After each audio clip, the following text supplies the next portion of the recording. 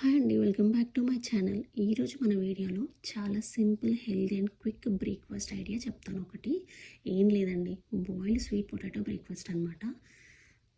First ఎలా prepare చేయాలో చూపిస్తా పదండి. ఇక నేను చూపిస్తున్నాను కదా, ఈ స్వీట్ పొటాటోని ఇవి 2 టైప్స్ ఉన్నాయండి. ఆరెంజ్ ఉన్నాయి, ఈ వైట్ టైప్లో ఉన్నాయి. మీ ఇష్టం ఏది దొరికితే అది తీసుకోండి. ఫస్ట్ వాష్ చేసేసుకొని స్లైసెస్గా కట్ చేసేసుకొని వాటర్ ఉంటాయి కదా, వాటర్లో వేసేసుకొని ఒక 10 మినిట్స్ వరకు దాన్ని బాయిల్ చేసేసుకోవాలి. మీకు కావాలంటే కొంచెం సాల్ట్ వేసుకోండి, లేదు అంటే వద్దు అనుకుంటే మీ ఇష్టం. ఇంకా ఆ 10 మినిట్స్ బాయిల్ చేసేసుకున్నాక ఇంకా 10 మినిట్స్ అయ్యాక తీసేసి హాట్ వాటర్ని మొత్తం తీసేసి దాన్ని పీల్ చేసేసుకొని తినేయడమే. అంతే అండి, అంతకు మించి ఇంకేం ఎక్స్ట్రా చేయని అవసరం లేదు. సో ఇప్పుడు బెనిఫిట్స్ ఏంటో చెప్తాను.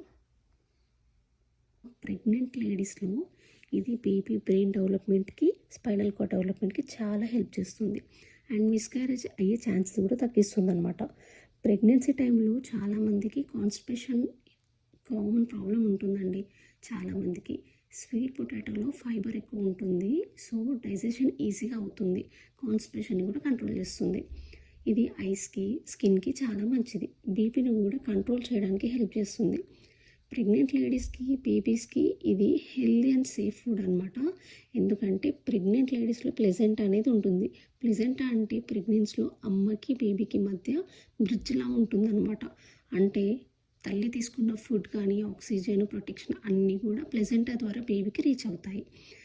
ప్లెజెంటా అనేది చాలా ఇంపార్టెంట్ అండి బేబీ గ్రోత్కి.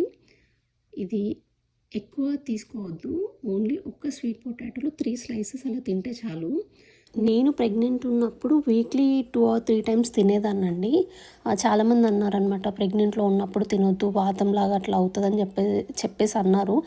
అదే డౌట్ వచ్చి డాక్టర్ని వెళ్ళి అడిగితే డాక్టర్ హ్యాపీగా తినొచ్చు అని చెప్పింది. సో ప్రాబ్లం ఏం లేదండి, నేను ఎక్స్పీరియన్స్తో చెప్తున్నాను కాబట్టి మీకు ఈ వీడియో షేర్ చేస్తున్నాను.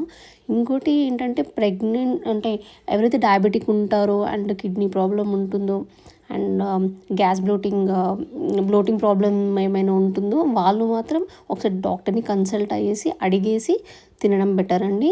అంతే, ఇంకా మంచిదండి. ఎక్కువ తినకుండా ఒక 2-3 స్లైసెస్ అలా తినడం బెటర్.